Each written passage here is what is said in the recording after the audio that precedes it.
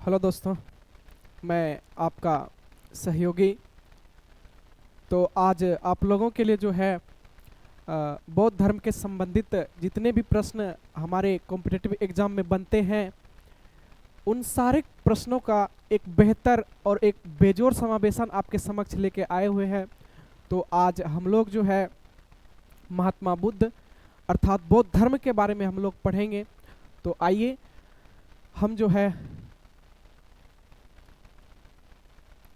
महात्मा बुद्ध के बारे में आज सारे प्रश्नों का समावेशन एक जगह हम लोग करने का और कम से कम समय में बेहतर से बेहतर चीज जितनी प्रश्न यहाँ से बनते हैं उन सारे प्रश्नों को हम देखने का प्रयास करेंगे। तो साथियों देखिए, बौद्ध धर्म आज जो हम पढ़ेंगे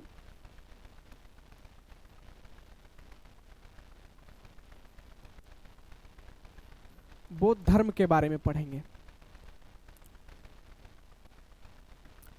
तो दोस्तों बौद्ध धर्म के जो संस्थापक है, बौद्ध धर्म के जो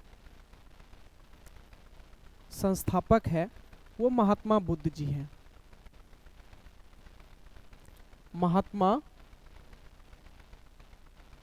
बुद्ध, महात्मा बुद्ध जी है। ठीक है दोस्तों, इसके जो बौद्ध धर्म के जो संस्थापक है वो महात्मा बुद्ध जी है। और इनका जो बचपन का नाम है दोस्तों, आइए गौर से देखिएगा, एक एक पॉइंट आपके लिए महत्वपूर्ण है और किसी भी कॉम्पिटिटिव एग्जाम में यहाँ से प्रश्न उठते हैं और यहाँ से प्रश्न बनते हैं। तो मैं चाहूँगा कि आप लोग गौर से एक एक पॉइंट को नोट डाउन करें और हो सके तो हमारे बातों पे ज़्यादा से ज़्यादा ध्यान दें। ठीक है दोस्तों, इनके बचपन का जो नाम था दोस्तों, बचपन का जो नाम था दोस्तों, इनके बचपन का जो नाम था दोस्तों वो सिद्धार्थ था। सिद्धार्थ, सिद्धार्थ, सिद्धार्थ का मतलब होता है वह जिसकी आकांक्षा क्या हो, पूर्ण हो। सिद्धार्थ का मतलब क्या होता है दोस्तों? वह जिसकी आकांक्षा क्या हो, पूर्ण हो। वह जिसकी आकांक्षा पूर्ण हो।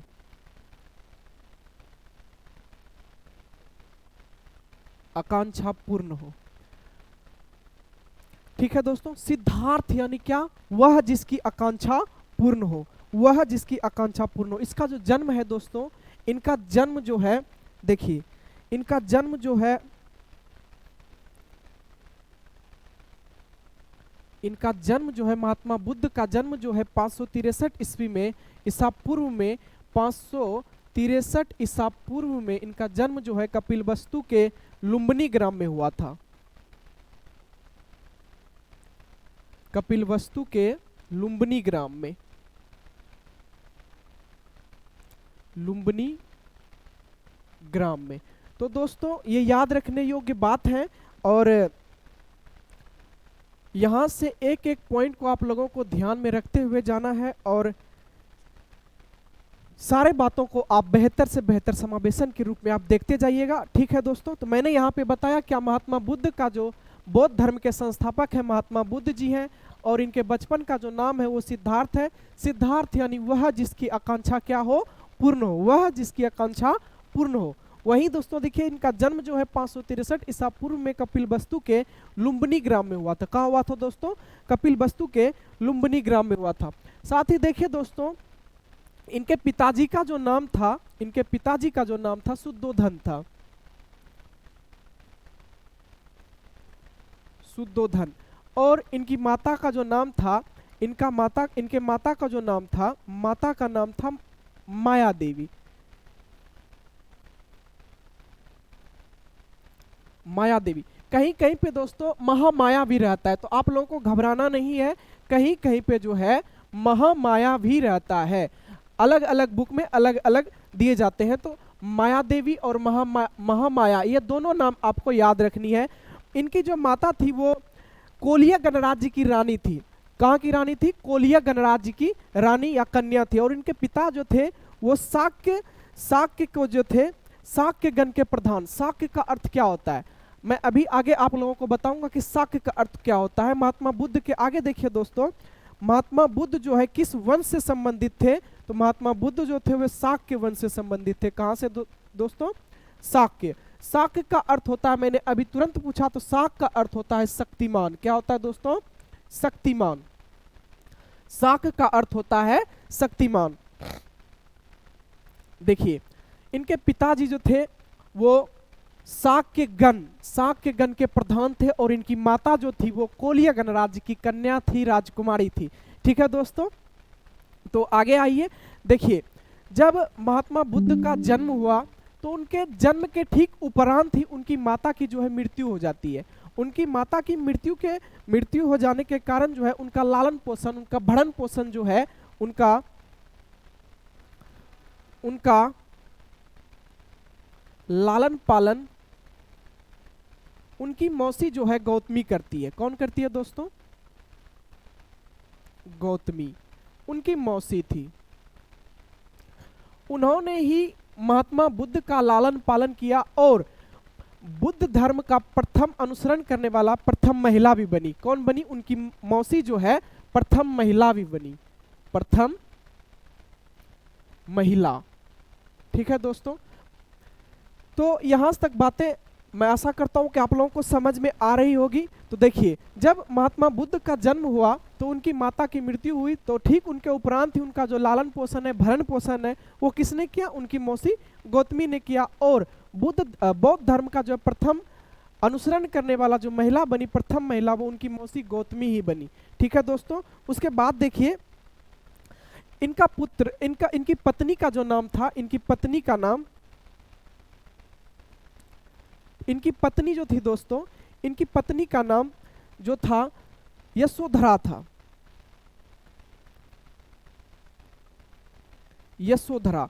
और इनका एक पुत्र भी था जिनका नाम राहुल था।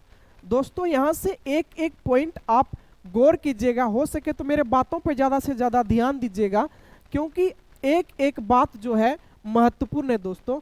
यशोधरा, इनका एक पुत्र भी था राहुल। ठीक है, महात्मा बुद्ध की जो है 16 वर्ष की अवस्था में उनकी शादी हो गई थी और उनका जो है पुत्र भी एक था राहुल, जिनका नाम क्या था? राहुल था। तो देखिए दोस्तों, महात्मा बुद्ध ने जो गृह त्याग किया था वो 29 वर्ष की अवस्था में गृह त्याग जब किया था महात्मा बुद्ध ने,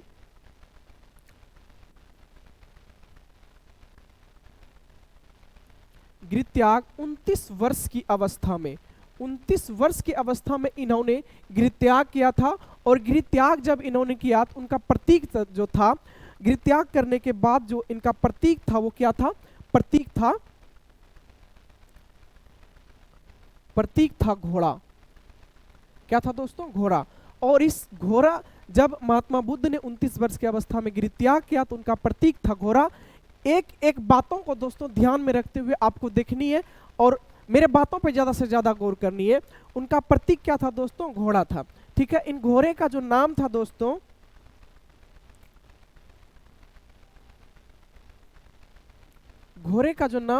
वो कंथक था। क्या था दोस्तों? कंथक, या कहीं कहीं कथक भी रहता है। क्या रहता है दोस्तों? कंथक या कथक दोनों रहता है। तो आपको जो है दोनों बातें याद रखनी है। उसके बाद देखिए दोस्तों, आगे आते हैं।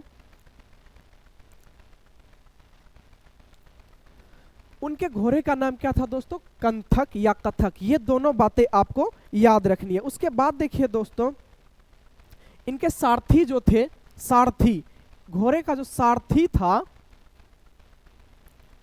सारथी का नाम चान। कहीं पे चान रहता है, कहीं पे चेन्ना भी रहता है। देखिएगा दोस्तों, कहीं पे चेन्ना भी रहता है। ठीक है, ये दोनों बातें आपको ध्यान में रखनी है।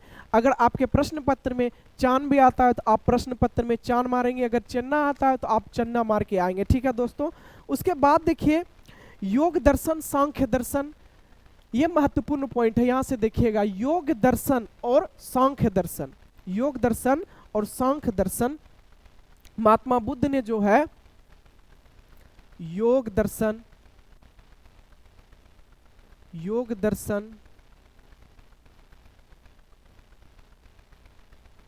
सांख्य दर्शन, इन दोनों की शिक्षा जो है महात्मा बुद्ध ने अलाड़ कलाम से ली थी। किससे ली थी दोस्तों? अलाड़ कलाम से ली थी। कहां से ली थी दोस्तों? अलाड़ कलाम। और जो है अलाड़ कलाम ही महात्मा बुद्ध के प्रथम गुरु भी थे। क्या थे दोस्तों? गुरु भी थे। इसके जो अलाड़ कलाम जो थे वो महात्मा बुद्ध के प्रथम गुरु भी थे, प्रथम गुरु भी थे। तो यहाँ से आपको ये बातें भी इंपॉर्टेंट हो जाती है और ये टॉपिक आप याद रखिएगा कि योग दर्शन और सांख्य दर्शन की शिक्षा जो है महात्मा बुद्ध ने किससे ली है, वो अलार कलाम थे और महात्मा बुद्ध के जो है प्रथम गुरु अलार कलाम बने। ठीक है दोस्तों उसके बाद आइए देखते हैं आगे। महात्मा बुद्ध को ज्ञान की प्राप्ति जो है दोस्तों, महात्मा बुद्ध को ज्ञान की प्राप्ति उरुवेला बोध गया, ठीक है दोस्तों, निरंजना नदी के तट पर पीपल वृक्ष के नीचे 35 वर्ष की अवस्था में बैसाख पूर्णिमा के रात्रि को हुआ था। तो आइए देखते हैं महात्मा बुद्ध को जब ज्ञान की प्राप्ति हुई,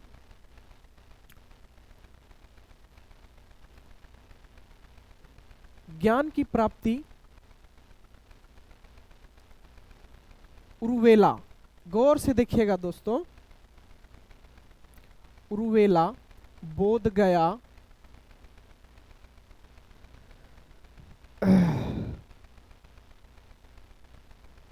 बोध गया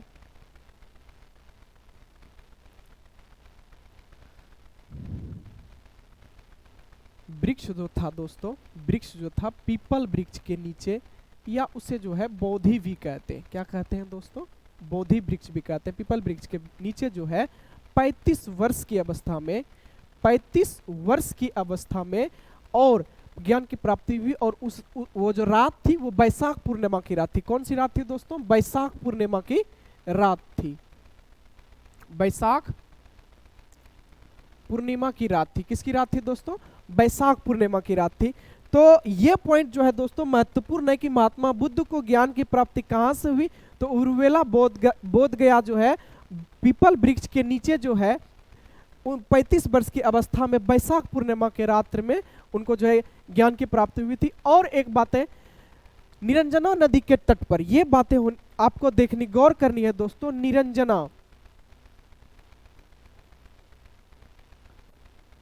निरंजना नदी को जो है, निरंजना नदी के तट पर इनको ज्ञान की प्राप्ति हुई थी। ठीक है दोस्तों, तो आइए आगे चलते हैं। देखिए, ज्ञान की प्राप्ति के बाद जब महात्मा बुद्ध को ज्ञान की प्राप्ति हुई तो वो जो है उपासक बन गए और साधना करने के लिए जंगलों में चले गए। बिना खाए पिए उन्होंने लगातार साधना किया, उपासक किया।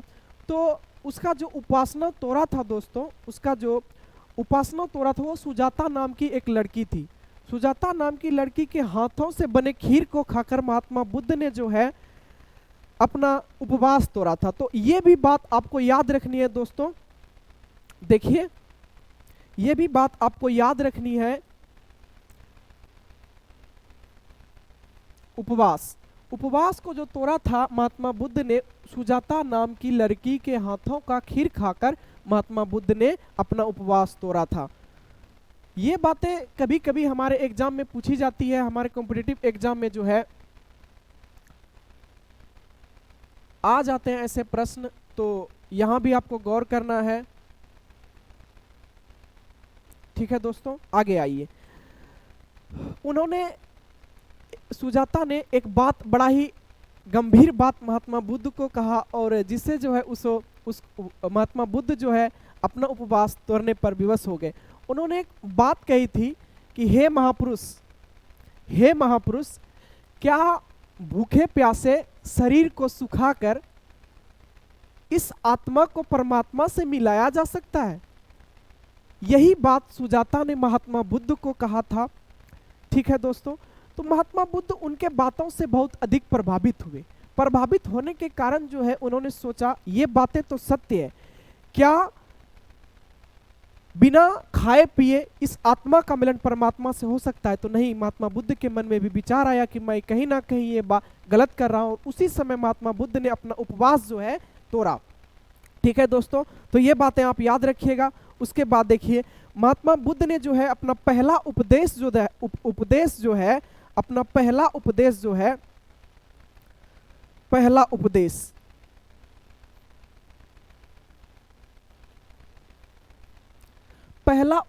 जो है दोस्तों, पहला उपदेश सारनाथ में दिया था। कहां दिया था दोस्तों? सारनाथ में दिया था, सारनाथ में। ठीक है दोस्तों, और उपदेश को देना ही बौद्ध धर्म में जो है उपदेश को देना क्या कहलाता है? महाधर्म चक्र परिवर्तन कहलाता है। क्या कहलाता है दोस्तों? महाधर्म चक्र परिवर्तन, इसको भी आप याद रखिएगा, महाधर्म चक्र प्रवर्तन। ठीक है दोस्तों, इनको भी आप याद रखिएगा कि जैसे ही बौद्ध धर्म में कोई व्यक्ति आएगा तो उसको क्या कहा जाएगा, महाधर्म चक्र परिवर्तन कहा जाएगा। दोस्तों मैं आशा करता हूं कि यहां तक जो बातें अभी तक मैंने लिखी आप लोगों को समझ में आ रही होगी। चलिए उसके बाद देखिए, महात्मा बुद्ध ने जो है सर्वाधिक उपदेश जो है कौशल देश की राजधानी श्रावस्ती में दिया था। कहां पे दिया था दोस्तों, कौशल देश की राजधानी श्रावस्ती में दिया था। तो ये भी बातें, ये भी पॉइंट आप लोगों को ध्यान में रखना है। उसके बाद देखिए दोस्तों, महात्मा बुद्ध ने जो है सर्वाधिक उपदेश जो है दोस्तों कौशल देश की राजधानी, कहां पे दोस्तों, कौशल देश की राजधानी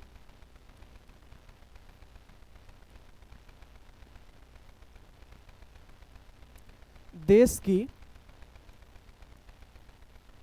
श्रावस्ती, इनको याद रखना है दोस्तों, श्रावस्ती में दिया था। ठीक है दोस्तों, महात्मा बुद्ध ने सर्वाधिक उपदेश कहां दिया था दोस्तों, कौशल देश की राजधानी श्रावस्ती में दिया था। ठीक है, इनके जो थे प्रथम अनुयायी जो थे, अनुयायी शासक, इनके अनुयायी का मतलब होता है अनुसरण करने वाला, अनुसरण अर्थात बौद्ध धर्म का अनुसरण करने वाला, अनुसरण अर्थात मानने वाला। ठीक है दोस्तों, अनुयायी का मतलब फिर से मैं समझा दे रहा हूं, अनुयायी का मतलब होता है अनुसरण करने वाला, मानने वाला। ठीक है दोस्तों, तो देखिए बौद्ध धर्म के जो थे,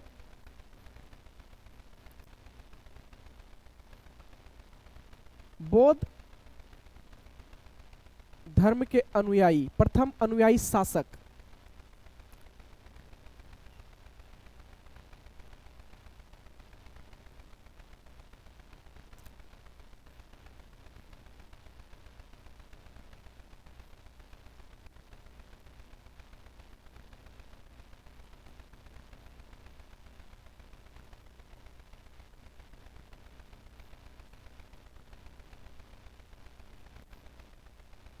देखिए बौद्ध धर्म के प्रथम अनुयायी शासक जो थे वो थे बिंबिसार,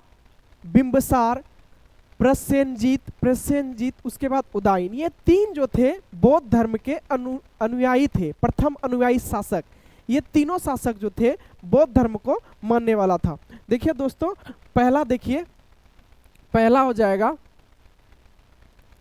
बिंबिसार, दूसरा हो जाएगा प्रसेनजीत, उसके बाद तीसरा हो जाएगा उदयन। ठीक है दोस्तों, तो ये बातें भी आपको गौर में रखनी है, ध्यान में रखनी है कि बौद्ध धर्म के प्रथम अनुयायी शासक जो थे वो कौन थे दोस्तों, बिंबिसार थे, प्रसेनजीत थे, उसके बाद उदयन थे। ठीक है दोस्तों, आगे चलिए दोस्तों, आगे आते हैं। आगे ये तीनों जो थे बौद्ध धर्म के प्रथम अनुयायी थे, प्रथम अनुयायी शासक थे। उसके बाद देखिए दोस्तों, बौद्ध धर्म में जो है पूजा स्थल को क्या कहा जाता है, बौद्ध धर्म में पूजा स्थल को, ये सारे महत्वपूर्ण पॉइंट है दोस्तों। पूजा स्थल को चैत्य मंडप कहा जाता था, चैत्य मंडप, और वही जो है निवास स्थान को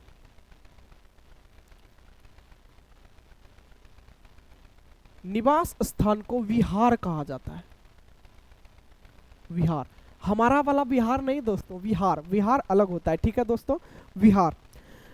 तो आप लोगों को यहाँ तक बातें जो है समझ में आ रही होगी, मैं आशा करता हूँ कि आप लोगों को ये बातें समझ में आ रही होगी। बौद्ध धर्म में जो है दोस्तों पूजा स्थल को चैत्य मंडप कहा जाता है, और जो है निवास स्थल को विहार कहा जाता है, ठीक है दोस्तों। उसके बाद देखिए ये सुनिए दोस्तों, महात्मा बुद्ध के जन्म के पूर्व की कथाओं को, ये कभी कभी हमारे कॉम्पिटिटिव एग्जाम में ऐसे प्रश्न आ जाते हैं। जैसे देखिए महात्मा बुद्ध के जन्म के पूर्व के काल्पनिक कथा को कौन सी कथा कहा जाता है, तो दोस्तों जातक कथा। कौन सी होगी दोस्तों, जातक कथा। तो मैं ये भी पॉइंट आप लोगों के समक्ष लिख दे रहा हूं, आप लोग ये भी जो है अपने माइंड में सेट रखिएगा। तो आइए दोस्तों देखते हैं अगला पॉइंट। देखिए दोस्तों,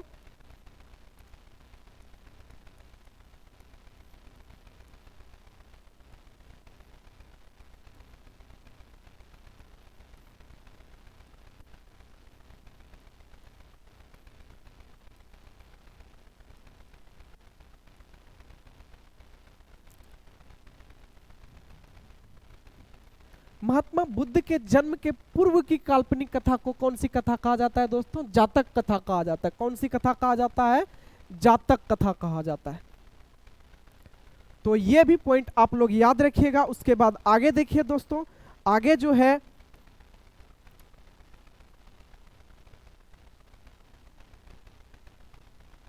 देखिए दोस्तों, इतनी सारी बातें आप लोगों को समझ में आ रही होगी।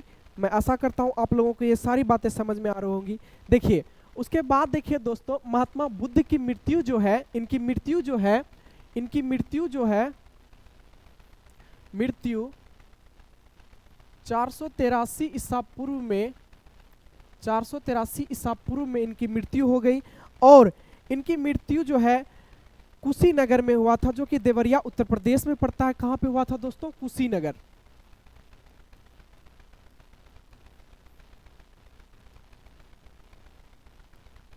देवरिया उत्तर प्रदेश, यूपी। ठीक है दोस्तों, ये बातें आपको ध्यान में रखनी है। और 80 वर्ष की अवस्था में, 80 वर्ष की अवस्था में महात्मा बुद्ध ने अपना जो है शरीर को त्यागा और इस आत्मा को परमात्मा से विलीन हो गए। देखिए उस समय जो महात्मा बुद्ध का उम्र था वो कितना था दोस्तों? 80 वर्ष। ठीक है, ये भी बातें आपको ध्यान में रखनी है। तो आगे चलते हैं दोस्तों। देखिए जब महात्मा बुद्ध का मृत्यु हुआ, जब उसका देहांत हुआ, तो उनके शरीर के अवशेषों को जो है दोस्तों 8 भागों में बांट दिया गया और उन्हीं 8 भागों से 8 स्तूपों का निर्माण करवाया गया। ठीक है दोस्तों, ये बातें यहाँ से एक एक बातें इंपॉर्टेंट है दोस्तों, तो आप लोग गौर करके यहाँ पे देखिएगा। मैंने ये कहा कि महात्मा बुद्ध का जब मृत्यु हुआ, जब उनका देहांत हुआ, तब उनके शरीर के अवशेषों को 8 भागों में विभाजित कर 8 अलग अलग स्तूपों का निर्माण करवाया गया। ठीक है दोस्तों, देखिए 8 अलग अलग स्तूपों का निर्माण कराया गया। ये बातें आप याद रखिएगा। महात्मा बुद्ध की जब मृत्यु हुई तो उनके शरीर को जो है 8 भागों में बांटा गया, 8 भागों में बांटा गया। उनके बाद इन्हीं 8 भागों से जो है 8 स्तूपों का जो है निर्माण करवाया गया। ठीक है दोस्तों, 8 भागों के नाम देखिए दोस्तों। ये 8 स्तूपों का जो निर्माण हुआ, ये कहाँ कहाँ हुआ आइए जानते हैं हम लोग। देखिए पहला है मगध, उसके बाद वैशाली है, उसके बाद कुशीनगर है, कपिलवस्तु है, अल्पक है, रामग्राम है, पावा है, उसके बाद वेथाद्वीप है। इन 8 जगहों पर 8 स्तूपों का निर्माण कराया गया। तो मैं चाहूंगा कि इन सारे नामों को आप लोग जो है याद रखें। आइए मेरे साथ देखिए। पहला जो है दोस्तों मगध, उसके बाद कपिलवस्तु, कुशीनगर,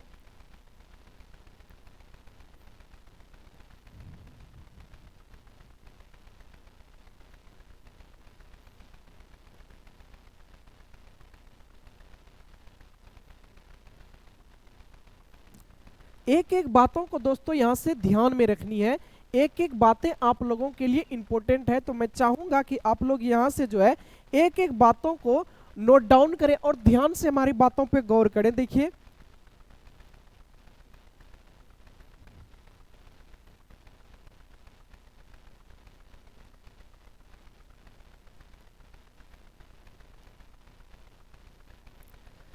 मगध, कपिलवस्तु, कुशीनगर, पावा, उसके बाद रामग्राम। ठीक है दोस्तों,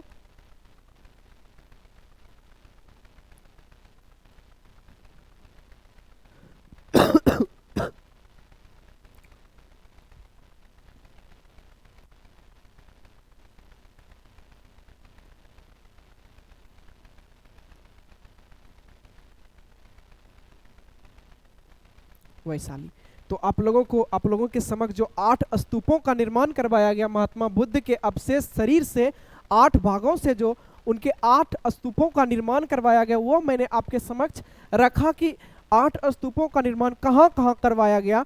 पहला देखिए दोस्तों, पहला जो है दोस्तों वो कहाँ पे? मगध, दूसरा कपिलवस्तु, तीसरा कुशीनगर, चौथा पावा, पांचवा वेथाद्वीप, उसके बाद छठा रामग्राम, उसके बाद सातवां जो है अलकप, उसके बाद कहाँ पे? 8वां जो है वैशाली। इन 8 जगहों पर 8 स्तूपों का निर्माण कराया गया। यहां से एक डाउट भी आपके मन में नहीं रहनी चाहिए दोस्तों, एक एक डाउट आपके मन से क्लियर होनी चाहिए।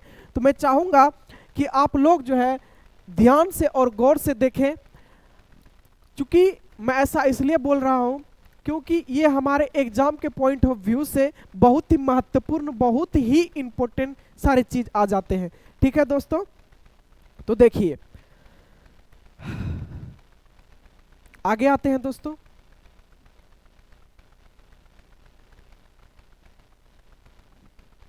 महात्मा बुद्ध के जो सर्वप्रथम अनुयायी बने दोस्तों, सर्वप्रथम अनुयायी जो बने, सर्वप्रथम अनुयायी ये जो है दो बंजारे थे, तपस्सु और मल्लिक। क्या था दोस्तों? तपस्सु और मल्लिक, तपस्सु और मल्लिक, तपस्सु और मल्लिक।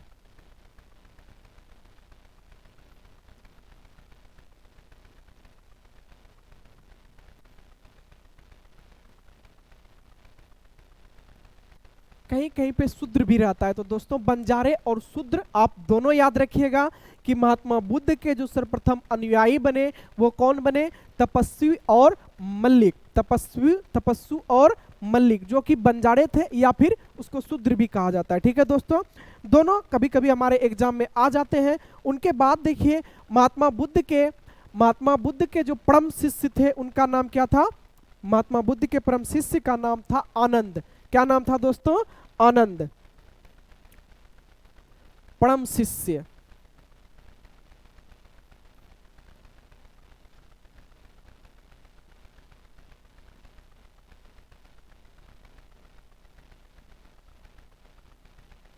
आनंद, और आनंद ने जो है यहां से एक बात और इंपॉर्टेंट निकलती है। आनंद जो महात्मा बुद्ध का परम शिष्य था ही था, उन्होंने जो है नारी के समान अधिकार का सर्वप्रथम प्रचारक भी बना। तो ये बातें भी आपको याद रखनी है दोस्तों, नारी के समान अधिकार का प्रचारक भी बना, नारी का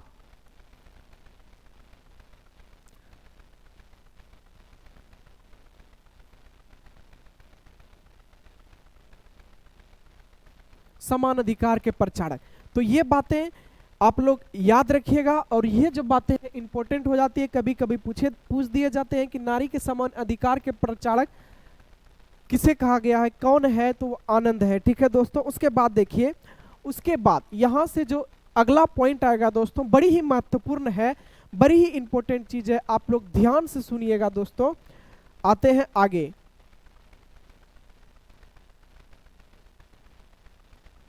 देखिए दोस्तों,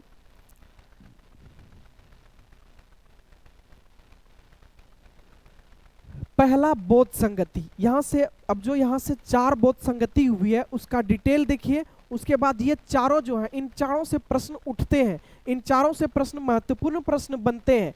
तो इन चारों का जो टॉपिक है, प्रथम बोध संगति, द्वितीय बोध संगति, तृतीय बोध संगति, चतुर्थ बोध संगति, इन चारों को आप लोग अपने जुबान पर याद रखिएगा और अपने दिमाग में फिट रखने का प्रयास कीजिएगा। देखिए पहला जो बोध संगति है वो जो है 483 ईसा पूर्व में, 483 ईसा पूर्व में राजगिरी में अजात शत्रु के शासन काल में इसके जो अध्यक्षता कर रहे थे वह महाकश्यप जी थे। कौन थे? महाकश्यप जी थे। तो आइए देखते हैं। पहला देखिए दोस्तों,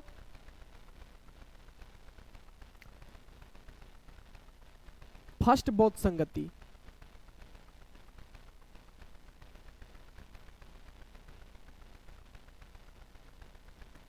फर्स्ट बोध संगति जो है दोस्तों,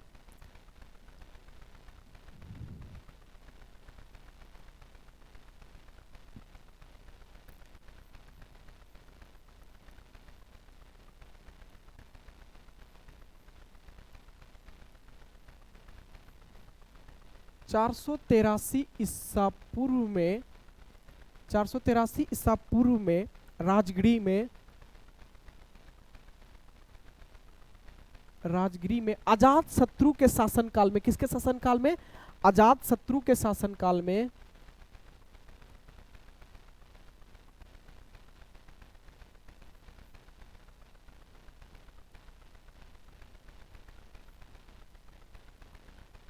शासनकाल में, और इनकी जो अध्यक्षता कर रहे थे दोस्तों वह महाकश्यप थे। कौन थे? महाकश्यप। गौर से देखिएगा दोस्तों, एक एक बातें आप लोगों के लिए महा इंपॉर्टेंट है, समझ रहे हैं दोस्तों। देखिए इसके कौन थे अध्यक्षता, कौन कर रहे थे, महाकश्यप कर रहे थे। तो मैं इनको थोड़ा स्टैंडर्ड बना के लिखता हूं दोस्तों, मैं फिर से इनको लिखता हूं, आप लोगों को याद करने में जो है त्रुटि नहीं होगी। मैं कॉलम बना के लिख दे रहा हूं या फिर ऐसे लिखूं, मैं इनको और थोड़ा स्टैंडर्ड बना के लिखता हूं दोस्तों। याद करने में जो है आप लोगों को कहीं भी दिक्कत नहीं होनी चाहिए, ये मेरा मानना है दोस्तों। अगर याद करने में आप लोगों को दिक्कत हो जाएगी तो फिर हमें दिक्कत हो जाएगी, मेरा पढ़ाना व्यर्थ हो जाएगा दोस्तों। तो आइए मैं इनको ठीक ढंग से बताता हूं दोस्तों। देखिए यहां जो है बोध संगति, उसके बाद यहां जो है ईस्वी, उसके बाद यहां जो है जगह, उनके बाद जो है शासक, उनके बाद जो है अध्यक्षता। ठीक है, अध्यक्ष। तो अब लगता है कि दोस्तों अब हम लोग सही जा रहे हैं, अब आप लोगों को कहीं भी दिक्कत नहीं होनी चाहिए। ठीक है दोस्तों, देखिए ये जो है मैंने एक बेहतर सा कॉलम आप लोगों के समक्ष बना दिए हैं। इन कॉलम से होगा क्या, आप लोगों को याद करने में सुविधा होगी। तो देखिए दोस्तों, प्रथम बोध संगति जो है, फर्स्ट बोध संगति जो है, बोध संगति जो है वो 483 ईसा पूर्व में, 483 ईसा पूर्व में राजगृह में, जगह राजगृह में अजात शत्रु के शासन काल में,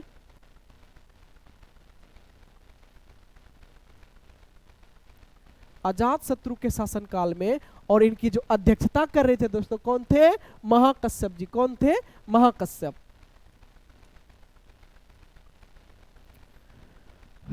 समझ में आ रही है दोस्तों, मुझे तो लग रहा है कि आप लोगों को समझ में आ रही होगी।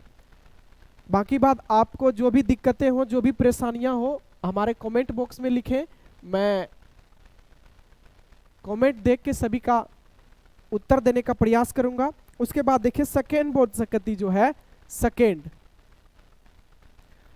बोध संगति जो है 383 ईसा पूर्व में, 383 ईसा पूर्व में वैशाली में अशोक के शासनकाल में, किसके शासनकाल में, अशोक के शासनकाल में। और इनकी जो अध्यक्षता कर रहे थे, वो कौन थे, वो जो थे, देखिए दोस्तों यहां पे हो जाएगा कालाशोक। कौन हो जाएगा दोस्तों, कालाशोक के शासनकाल में। और इनके अध्यक्षता जो कर रहे थे वो सवाकामी कर रहे थे। कौन कर रहे थे, सवाकामी। कौन कर रहे थे दोस्तों, सवाकामी। उसके बाद देखिए थर्ड बोध संगति,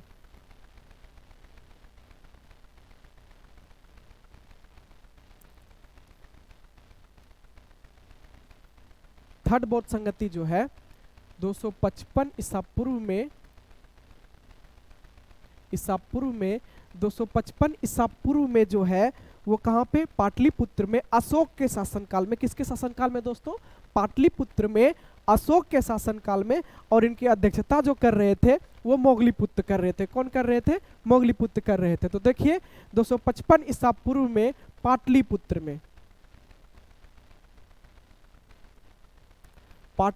में, और इनकी शासक जो था वो कौन था, अशोक। और इनकी अध्यक्षता जो कर रहे थे वो कौन कर रहे थे, मोगलीपुत्र। ठीक है दोस्तों, ये सारे समझ में आ रहे हैं दोस्तों, आ रहे होंगे। मैं आशा करता हूं कि आप लोगों को कॉलम जो बनाए उसमें से ज्यादा समझ में आ रही होंगी। तो देखिए दोस्तों, फोर्थ जो था बौद्ध संगति जो था वो सदी के 1 ईस्वी में, कब दोस्तों, सदी के 1 ईस्वी में वो जो है कुंडलवन कश्मीर में जो है शासक कनिष्क के शासनकाल में। और इनके अध्यक्षता जो थे वो वसुमित्र थे, और इनके उपाध्यक्ष जो थे वो अश्वघोष जी थे। कौन थे, अश्वघोष जी। तो इतनी सारी बात आप लोग याद रखिएगा। देखिए फोर्थ जो हुआ था बौद्ध संगति, देखिए दोस्तों फोर्थ बौद्ध संगति जो है सदी के 1 ईस्वी में, सदी के 1 ईस्वी में कहां पे हुआ था? कुंडलवन, कश्मीर। कुंडलवन, कश्मीर। ठीक है दोस्तों। और किनके शासनकाल में हुआ था? कनिष्क के शासनकाल में, कनिष्क के शासनकाल में। और इनकी अध्यक्षता जो है वसुमित्र कर रहे थे, और उपाध्यक्ष जो थे अश्वघोष जी थे, अश्वघोष जी थे। ठीक है दोस्तों। तो इतनी सारी बातें, ये जो बातें हैं, ये कॉलम वाली जो बातें हैं दोस्तों, ये बहुत ही महत्वपूर्ण बातें हैं। और हमारे एग्जाम में बार बार ये ऐसे क्वेश्चन यहाँ से जो है 1-2 क्वेश्चन देखने को मिल जाते हैं। तो आप लोगों से अनुरोध है कि आप लोग यहाँ पे ध्यान से देखिए। मैंने लिखा संगति, उसके बाद देखिए प्रथम बौद्ध संगति 483 ईसा पूर्व में जो है राजगिरी में हुआ था। और किसके शासनकाल में हुआ था? अजात शत्रु के शासनकाल में हुआ था। और इनके अध्यक्षता जो है महाकश्यप जी कर रहे थे। ठीक है दोस्तों। वही सेकेंड जो है, सेकेंड बौद्ध संगति 383 ईसा पूर्व में कहाँ पे हुआ था दोस्तों? 383 ईसा पूर्व में वैशाली में हुआ था। और किनके शासनकाल में? कलाशोक के शासनकाल में हुआ था। और इनकी अध्यक्षता जो है वो सबाकामी जी कर रहे थे। उनके बाद देखिए थर्ड बौद्ध संगति जो है वो 255 ईसा पूर्व में जो है पाटलिपुत्र में हुआ, अशोक के शासनकाल में हुआ। और इनकी अध्यक्षता जो है कौन कर रहे थे दोस्तों? मोगलीपुत्र कर रहे थे। और वही जो है फोर्थ बौद्ध संगति जो है सदी के 1 ईस्वी में प्रारंभ हुआ। और कहाँ पे हुआ? कुंडलवन, कश्मीर में हुआ। और किस शासनकाल में, किसके शासनकाल में हुआ? कनिष्क के शासनकाल में हुआ। और इनकी जो अध्यक्षता है वो वसुमित्र जी कर रहे थे। और इनके जो उपाध्यक्ष थे वो कौन है दोस्तों? अश्वघोष जी है। तो इतनी सारी बातें थी दोस्तों। और देखिए आगे चलते हैं दोस्तों। आगे 2 और महत्वपूर्ण पॉइंट है दोस्तों। देखिए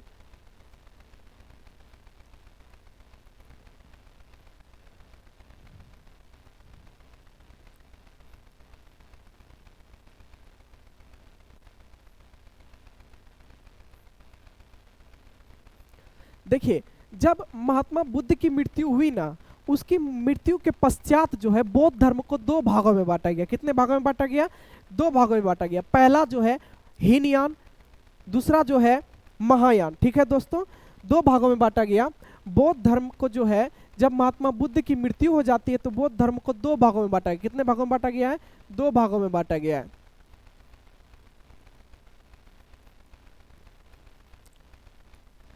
बांटा। पहला जो है दोस्तों हीनयान, दूसरा जो है महायान। तो इतनी सारी बातें थी दोस्तों। ये सारी की सारी बातें जो है, जो अभी आप लोगों के समक्ष मैंने रखा, ये सारी की सारी बातें इंपॉर्टेंट है। और एक इंपॉर्टेंट पॉइंट देखिए दोस्तों कि महात्मा बुद्ध ने जो गृह त्याग किया, कोई तो वजह रही होगी ना महात्मा बुद्ध ने जो गृह त्याग किया। तो दोस्तों उनके 4 वजह थे। उन्होंने 4 दृश्य को देखा, उनके तत्पश्चात ही उन्होंने गृह त्याग किया। देखिए गृह त्याग को जो है 4 दृश्यों ने महात्मा बुद्ध को गृह त्याग करने पर विवश किया। पहला जो था वो था वृद्ध व्यक्ति, दूसरा जो था बीमार व्यक्ति, तीसरा जो था दोस्तों वो था मृत व्यक्ति, और चौथा जो था सन्यासी व्यक्ति। इन चारों ने महात्मा बुद्ध को जो है सन्यास लेने पर विवश किया। और इन चारों के दृश्य को देखते हुए भी हमारे महात्मा बुद्ध ने जो है सन्यास लिया था। तो मैं चाहूंगा कि इन पॉइंट को भी आप लोग याद रखें कि महात्मा बुद्ध को जो है सन्यास लेने पर विवश किन 4 दृश्यों ने किया था? 4 दृश्यों ने किया था दोस्तों। 4 दृश्य ने किया था। देखिए पहला जो है दोस्तों वो है वृद्ध व्यक्ति,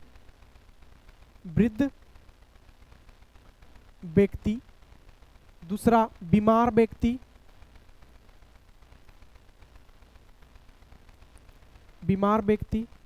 तीसरा जो है वो हो गया, तीसरा क्या होगा दोस्तों? तीसरा जो है मृत व्यक्ति, चौथा जो है दोस्तों वो सन्यासी हो जाएगा, सन्यासी। ठीक है दोस्तों। महात्मा बुद्ध को जो है इन 4 दृश्य ने जो है गृह त्याग करने को विवश किया। पहला क्या है दोस्तों, पहला है वृद्ध व्यक्ति, आपके स्क्रीन पे दिख रहा होगा, पहला वृद्ध व्यक्ति, दूसरा जो है बीमार व्यक्ति, तीसरा जो है मृत व्यक्ति, चौथा जो है सन्यासी व्यक्ति। इन चारों को देखकर महात्मा बुद्ध ने सन्यास लिया। और तो देखिए बुद्ध का जो है दोस्तों शाब्दिक अर्थ क्या होता है, बुद्ध का शाब्दिक अर्थ होता है प्रकाशमान। क्या होता है दोस्तों, प्रकाशमान अर्थात अथवा जगत, प्रकाशमान अथवा जगत, ये भी आप बातें याद रखिएगा। ठीक है दोस्तों, बुद्ध का जो है शाब्दिक अर्थ है, बुद्ध का शाब्दिक अर्थ, शाब्दिक अर्थ प्रकाशमान, प्रकाशमान या फिर जगत होता है। ठीक है दोस्तों, तो एक बार आइए हमारे साथ, फिर से हम लोग इसको जितनी सारी चीजें हम लोगों ने पढ़ी उनको एक बार तेजी तेजी से रिकॉल करते हैं। देखिए दोस्तों आइए,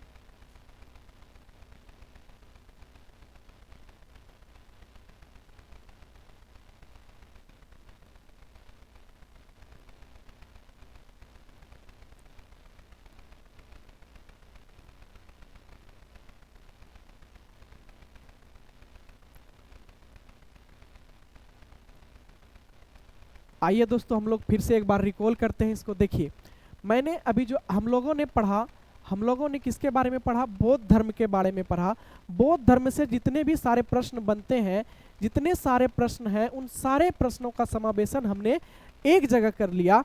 तो बताइए दोस्तों, ये देखिए यहाँ से एक बार आइए रिकॉल कीजिए। बौद्ध धर्म के संस्थापक किसे कहा जाता है दोस्तों, हमारे साथ बोलिए। बौद्ध धर्म का संस्थापक महात्मा बुद्ध को कहा जाता है। उसके बाद जो है इसका बचपन का नाम क्या था दोस्तों, सिद्धार्थ। क्या था दोस्तों, इनके बचपन का जो नाम था दोस्तों वो क्या था, सिद्धार्थ। सिद्धार्थ मतलब वह जिसकी आकांक्षा पूर्ण हो। उसके बाद इसका जन्म जो है 563 ईस्वी पूर्व में कपिलवस्तु में लुम्बिनी ग्राम में हुआ था। ठीक है दोस्तों, ये याद रखिएगा। उसके बाद इसका पिता का जो नाम था वो शुद्धोधन था। ठीक है दोस्तों, जो कि शाक्य के प्रधान थे, शाक्य गण के प्रधान थे। माता का नाम क्या था, माया देवी या फिर महामाया देवी। ये जो थे कोलिय वंश के जो था, कोलिय गणराज्य की रानी थी। ठीक है दोस्तों, उसके बाद जो है महात्मा बुद्ध जो है किस वंश से संबंधित थे, महात्मा बुद्ध जो है वो शाक्य वंश से संबंधित थे। शाक्य अर्थात शक्तिमान। ठीक है दोस्तों, और इनका लालन पालन जो किया उनकी मौसी गौतमी ने किया, और ये जो है प्रथम महिला बनी जिन्होंने बौद्ध धर्म का अनुसरण किया। ठीक है दोस्तों, उसके बाद आइए आगे चलते हैं। इनका पत्नी का नाम जो था यशोधरा था। इनके पत्नी का नाम क्या था दोस्तों, यशोधरा था, जो कि और दो नाम से इसे और अलग अलग नामों से जाना जाता है दोस्तों। दूसरा नाम हो गया गोप्पा और तीसरा नाम हो गया बिंबा। ये दोनों नाम भी आप लोग याद रखिएगा। तो देखिए दोस्तों, इनकी पत्नी का नाम यशोधरा था और इनके पुत्र भी थे, उनका नाम राहुल था। उसके बाद इन्होंने जो है गिरित्याग जो है 29 वर्ष की अवस्था में इन्होंने गिरित्याग किया था। ठीक है दोस्तों, 29 वर्ष की अवस्था में इन्होंने गिरित्याग किया, और जब इन्होंने गिरित्याग किया तो उनका प्रतीक क्या था, घोड़ा था। क्या था दोस्तों, घोड़ा था, और घोड़े का नाम क्या था, कंथक या फिर कथक। ठीक है दोस्तों, इनके सारथी कौन थे, चान या फिर चेन्ना। ठीक है दोस्तों, सारी की सारी बातें याद रखने योग्य है दोस्तों, इन सारे बातों को आप लोग याद रखिएगा। उनके बाद देखिए योग दर्शन, सांख्य दर्शन। योग दर्शन, सांख्य दर्शन के महात्मा बुद्ध ने जो शिक्षा किससे ली थी, अलाड़ कलाम से ली थी। मेरे साथ बोलिए, मेरे साथ बोलिए, किससे ली थी, अलाड़ कलाम से ली थी। उसके बाद देखिए बुद्ध को ज्ञान की प्राप्ति कहाँ पे हुई थी, उरुवेला बोध गया पीपल वृक्ष के नीचे जो है 35 वर्ष की अवस्था में वैशाख पूर्णिमा की रात को निरंजना नदी के तट पर हुआ था। ठीक है दोस्तों, उसके बाद देखिए उपवास। जब महात्मा बुद्ध उपवास पे थे तो उनका उपवास किसने तोड़ा, सुजाता नाम की लड़की थी, उन्होंने जो है उसका उपवास तोड़ा, और सुजाता नाम की लड़की ने ही उनका जो है खीर खिलाकर महात्मा बुद्ध का उपवास तोड़ा। ठीक है दोस्तों, मैंने इनके बारे में वाकया सुनाया है आप लोगों को। देखिए उनके बाद देखिए दोस्तों, महात्मा बुद्ध ने सर्वाधिक उपदेश जो है कौशल देश की राजधानी श्रावस्ती में दिया। बौद्ध धर्म के प्रथम अनुयायी शासक जो थे 3 थे। कौन कौन थे दोस्तों, बिंबिसार कौन थे दोस्तों, देखिए बिंबिसार हो गया पहला, बिंबिसार, प्रसेनजीत, उदायन, ये तीनों जो थे बौद्ध धर्म के प्रथम अनुयायी शासक थे। उसके बाद बौद्ध धर्म में पूजा स्थल को चैत्य मंडप, निवास स्थान को विहार। उसके बाद देखिए महात्मा बुद्ध के जन्म के पूर्व की काल्पनिक कथा को कौन सी कथा कहा जाता है दोस्तों? जातक कथा कहा जाता है। कौन सी कथा? जातक कथा कहा जाता है दोस्तों। उसके बाद देखिए महात्मा बुद्ध की मृत्यु 483 ईसा पूर्व में कुशीनगर देवरिया उत्तर प्रदेश में है, वहां हुई थी। और जब महात्मा बुद्ध की मृत्यु हुई उस समय जो है इनका उम्र जो था 80 वर्ष था। देखिए उसके मृत्यु के उपरांत जो है, उनके मृत्यु के उपरांत जो है उनके शरीर के अवशेषों को 8 भागों में बांटा गया। देखिए और 8 स्तूपों का निर्माण करवाया गया। मैंने वो यहाँ पे आप लोगों को समझाया। देखिए 8 स्तूपों का निर्माण करवाया गया। कहाँ कहाँ पे निर्माण करवाया गया, आइए एक बार उसको फिर से देखते हैं दोस्तों। देखिए पहला जो है मगध, दूसरा जो है मगध, कपिलवस्तु, कुशीनगर, पावा, वेथादीप, उसके बाद देखिए रामग्राम, उसके बाद अलकप, उसके बाद देखिए वैशाली। इन 8 जगहों पर महात्मा बुद्ध के 8 स्तूप का निर्माण करवाया गया। ठीक है दोस्तों, आगे आइए। देखिए प्रथम अनुयायी, महात्मा बुद्ध के जो प्रथम अनुयायी बने वो कौन बने? तपस्वी और मल्लिक, जो कि बंजारे थे, शूद्र थे। कौन थे? बंजारे या शूद्र, दोनों याद रखना है दोस्तों। उसके बाद महात्मा बुद्ध का जो परम शिष्य था वो कौन था? आनंद था। और आनंद ने ही नारी का समान अधिकार के प्रचारक भी थे। इनको भी आप लोग याद रखिएगा दोस्तों। ठीक है दोस्तों, उनके बाद देखिए हम लोगों ने अभी यहाँ पे पढ़ा बौद्ध संगति के बारे में पढ़ा। प्रथम बौद्ध संगति कहाँ कब हुई है दोस्तों? 483 ईसा पूर्व में हुई है। कब हुई है दोस्तों? 483 ईसा पूर्व। कहाँ पे? राजगिरी में। किसके शासनकाल में? अजातशत्रु के शासनकाल में। और इनकी अध्यक्षता कौन कर रहे थे? महाकश्यप जी कर रहे थे। ठीक है, उनके बाद सेकेंड बौद्ध संगति 383 ईसा पूर्व में। कहाँ पे? वैशाली में। किसके शासनकाल में? कलाशोक के शासनकाल में। और इनके अध्यक्षता कौन कर रहे थे? सबाकामी जी कर रहे थे। ठीक है दोस्तों, उनके बाद थर्ड जो है बौद्ध संगति 255 ईसा पूर्व में। कहाँ पे? पाटलिपुत्र में। किसके शासनकाल में? अशोक के शासनकाल में। उसके बाद इनकी अध्यक्षता कौन कर रहे थे? मोगलीपुत्र कर रहे थे। उसके बाद फोर्थ जो है बौद्ध संगति ईसा सदी के 1 ईस्वी को कुंडलवन कश्मीर में कनिष्क के शासनकाल में। और इनकी अध्यक्षता जो है वसुमित्र जी कर रहे थे। और इनकी उपाध्यक्ष जो थे वो थे अश्वघोष जी। ठीक है दोस्तों, तो देखिए आगे आइए। आगे यहाँ पर था दोस्तों बौद्ध धर्म को 2 भागों में बांटा गया। जब महात्मा बुद्ध की मृत्यु हो गई तो बौद्ध धर्म को 2 भागों में बांटा गया। पहला कौन सा दोस्तों? हीनयान। पहला कौन सा दोस्तों? हीनयान। दूसरा कौन? महायान। ठीक है दोस्तों, उसके बाद देखिए महात्मा बुद्ध को 4 दृश्य ने जो है गिरित्याग करने पर विवश किया। पहला कौन सा दृश्य? वृद्ध व्यक्ति। पहला जो था वृद्ध व्यक्ति, दूसरा बीमार व्यक्ति, तीसरा मृत व्यक्ति और चौथा जो था सन्यासी व्यक्ति। बुद्ध का शाब्दिक अर्थ क्या होता है दोस्तों? प्रकाशमान या फिर जगत। क्या होता है? प्रकाशमान या फिर जगत। तो दोस्तों मैं आशा करता हूं कि आप लोगों को इतनी सारी बातें समझ में आई होंगी। और यदि समझ में आई तो हमारे चैनल को सब्सक्राइब और शेयर जरूर करें। देखिए हमारी जो ये संस्थान है इसमें जो है मैथ और रीजनिंग के लिए हमारे रोहित सर आप लोगों के सेवा में हमेशा अग्रसर हैं। तो मैथ और रीजनिंग की क्लासेस भी हमारे यहाँ होती है। एक हमारा यूट्यूब चैनल भी है लाइव कॉम्पिटिटिव क्लासेस, जिस पर जो है हमारे रोहित सर कंपटीशन वालों के लिए एक बेहतर से बेहतर शिक्षा का प्रावधान लेके आए हुए हैं। और बेहतर से बेहतर कॉन्सेप्ट को आप लोगों को दिया जाएगा। तो आप लोग हमारे YouTube channel live competitive classes को जरूर ज्वाइन करें। और साथ ही साथ 1 to 12 से लेकर जितने भी बच्चे हैं, जितने भी आस पड़ोस के बच्चे हैं, वो जो है लाइफ एकेडमी बीजेपी को जरूर सब्सक्राइब करें।